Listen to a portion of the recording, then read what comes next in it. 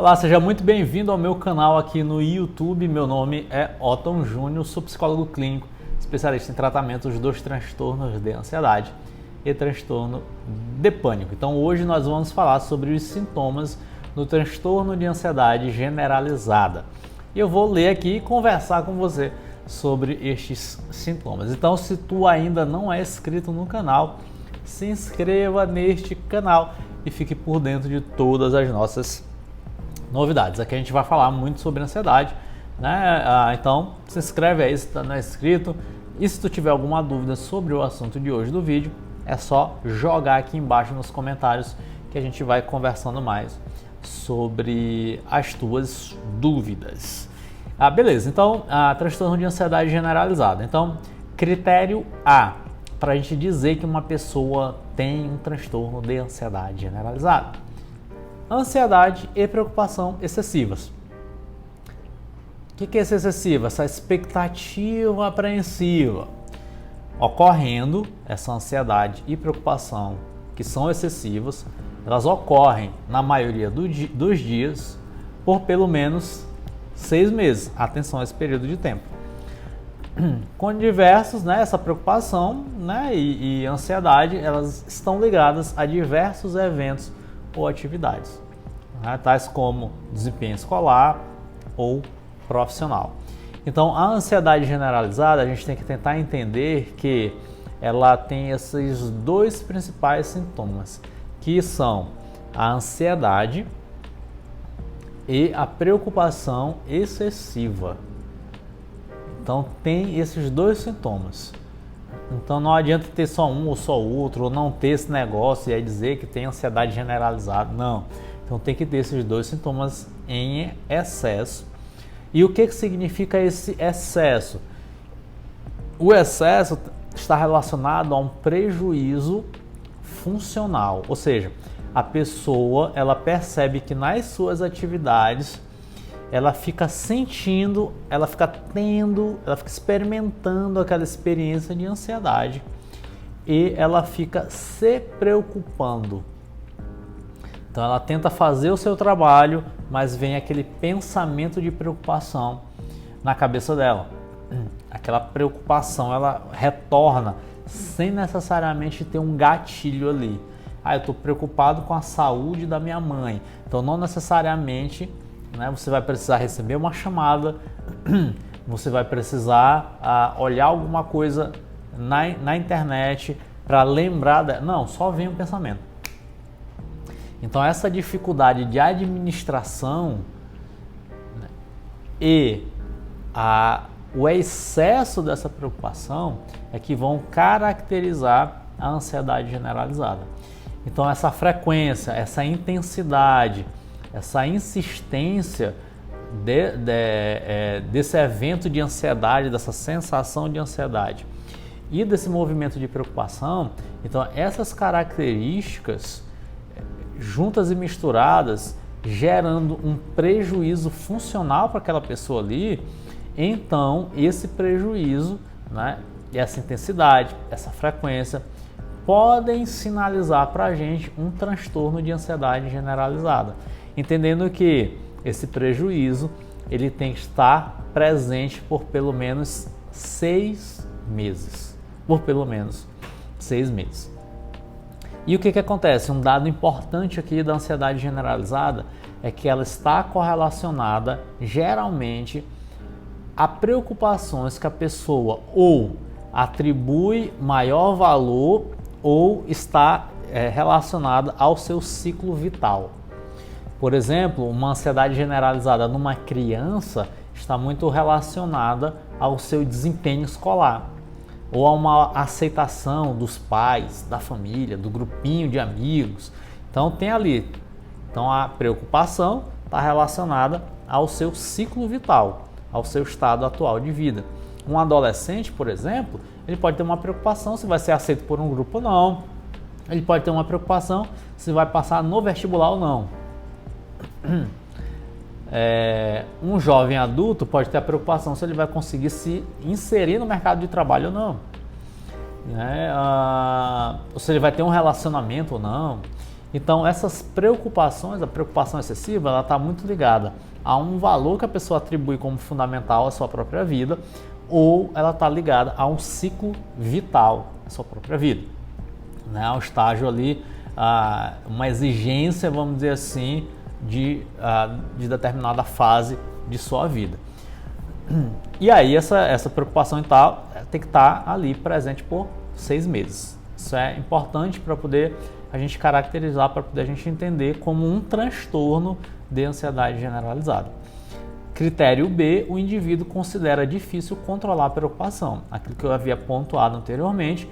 Então, tem uma percepção de que é difícil controlar, porque, ora, preocupação, acabei de beber água, e aí fico com vontade de arrotar, desculpa aí. A preocupação faz parte da vida humana. Julian Maria, filósofo do século XX, ele diz assim, ó, a vida humana tem uma característica futuriça, né? Ou seja, tem uma dinâmica meio que de futuro, né? Então, a gente aponta para um futuro, inclusive por conta, em função dessa característica futurista, nós nos movimentamos. Então, há movimento, né? Porque tem essa característica de futuro. E aí, naturalmente, com essa característica, abre-se futuro, abre-se incerteza, abre-se preocupação. Só que, quando a gente fala de um transtorno emocional, nós estamos falando de algo que foge à normalidade. E aqui eu não vou entrar no assunto que é normal, que não é normal. Foge à funcionalidade. Então, todo mundo, uma vez na vida, já chegou a se preocupar com alguma coisa.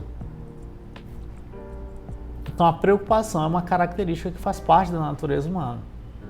Só que a preocupação de um transtorno de ansiedade generalizada é de difícil controle, é de difícil administração. Então, ela não necessariamente precisa ter um gatilho específico, ela não necessariamente precisa estar relacionada diretamente a algum evento especial e particular do teu dia e da tua rotina. Não. Ela está associada a esta fase da vida, ela está associada a este valor. E muitas vezes esses dois elementos eles não aparecem de maneira explícita para ativar a tua ansiedade. Então muita gente acha que a ansiedade só aparece se tiver um gatilho específico. Não. Nessa sintomatologia da ansiedade generalizada enquanto transtorno, então não necessariamente precisa de um gatilho. Uma galera na internet gosta de dizer, não precisa de um fator desencadeante para poder a ansiedade aparecer como resposta. E quando aparece é de difícil controle. Por isso que quem tem ansiedade generalizada percebe que está a maioria do tempo tenso, parece que está a maioria do tempo preocupado, parece que está a maioria do tempo carregado, fadigado. Por quê? Porque esse estado de tensão é meio como se fosse um estado natural da pessoa. Então a pessoa ela não, de 0 a 10, né, numa escala em que 0 é o relaxamento e 10 o estresse total, a pessoa nunca zera. Parece que ela fica ali o tempo todo em 3, em 4, em 5. Velho, eu tô o tempo todo, parece que eu tô o tempo todo tenso. Por quê? Porque é de difícil controle. E quando esses pensamentos de preocupação invadem na mente da pessoa, ela tem maior dificuldade de administrar. Ela não consegue dizer assim, velho, beleza, é preocupação, tá bom, tranquilo, depois eu resolvo, pau, agora eu tô fazendo outra coisa, bola pra frente e vamos embora. Não. Aparece e a pessoa fica lutando ali, né? Ou ela fica ruminando aquele negócio, ou ela tenta distrair, ou ela tenta fazer outra coisa, aquele negócio insiste, persiste, e ela fica, cara, não é possível que eu não consiga me livrar desse negócio, velho. E aquele negócio enche o saco, é uma preocupação que enche o saco, portanto, fadiga, portanto, desgasta a pessoa. Então, a gente tem esse segundo critério, ele considera isso, né? Ele considera esse difícil controle no que diz respeito à preocupação. Critério C, C de casa, ou C de coisado, A ansiedade e a preocupação estão associadas com 3 ou mais dos seguintes 6 sintomas, com pelo menos alguns deles presentes na maioria dos dias nos últimos 6 meses. Então, ansiedade e preocupação, ou seja, esses 2 sintomas, essas 2 características, a ansiedade e a preocupação, elas têm que estar associadas com 3 ou mais desses seguintes 6 sintomas que eu vou listar aqui abaixo. Então tem que ter ansiedade e preocupação, mais 3 ou mais desses aqui que eu vou listar abaixo. E quais são? Inquietação ou sensação de estar com os nervos à flor da pele. A gente diz assim no Maranhão, aqui no Maranhão, né? Nem me trisca, velho. Senhor, não me trisca. Né? Triscar é o que? Tocar, né? A gente chama aqui no Maranhão, a gente fala triscar. Nem me trisca. Né? Então, aquela pessoa que tá ali com nervos à flor da pele, sabe? Aquela inquietação, velho.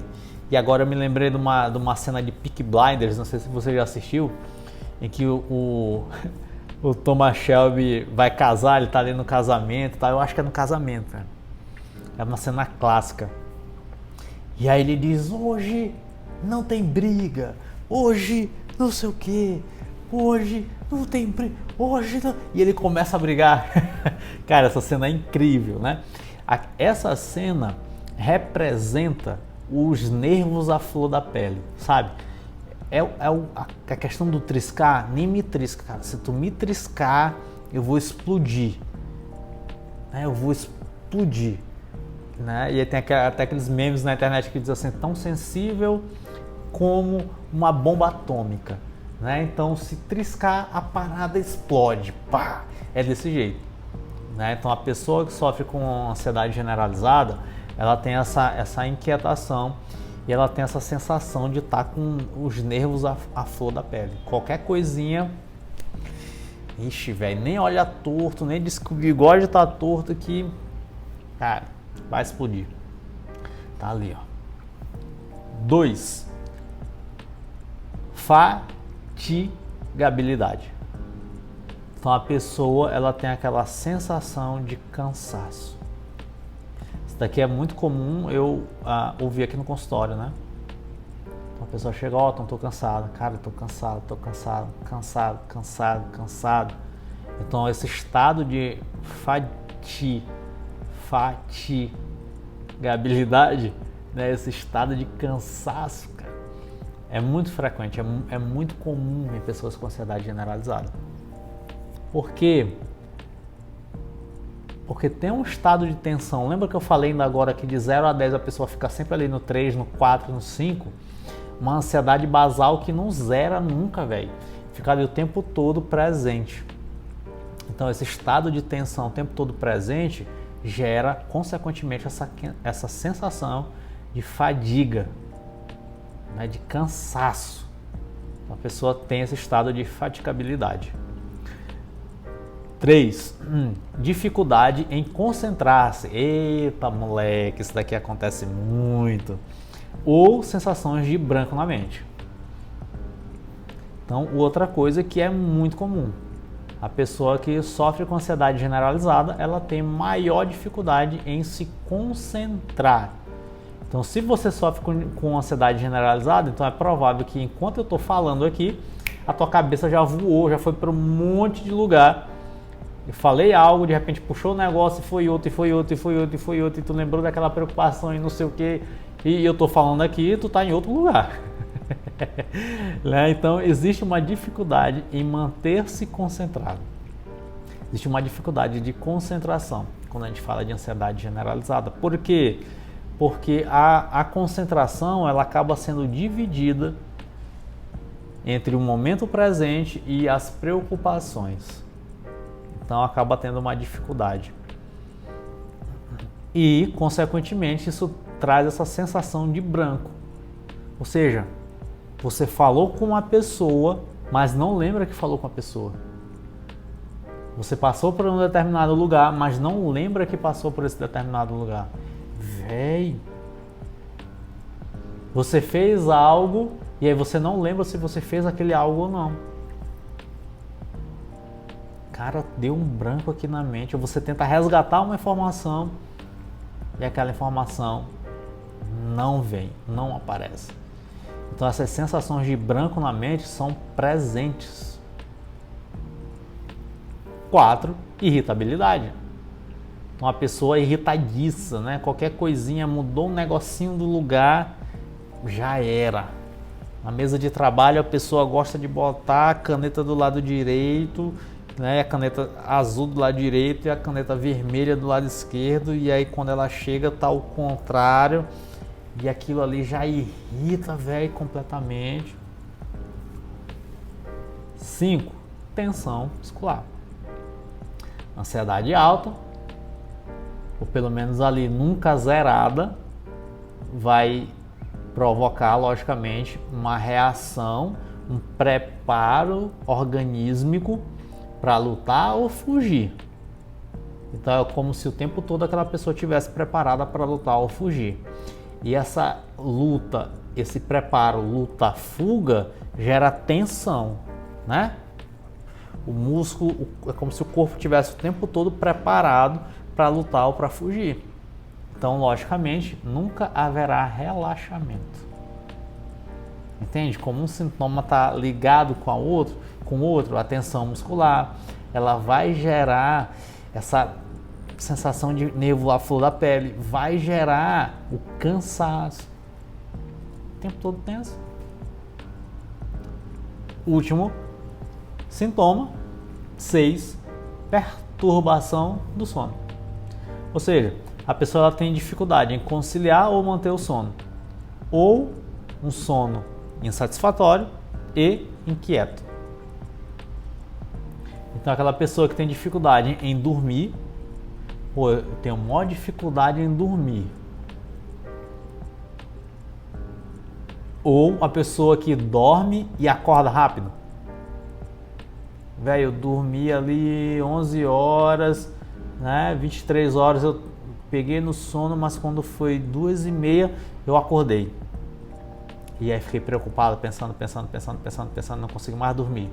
Aí fui pegar no sono de novo, era mais 6 horas, mais 7 horas o telefone já tocou. Aí entra no ciclo de ansiedade, né? Ou tem esse sono insatisfatório, a pessoa dorme, né, a noite toda, só que parece que não dormiu. Por quê? Porque o sono é inquieto.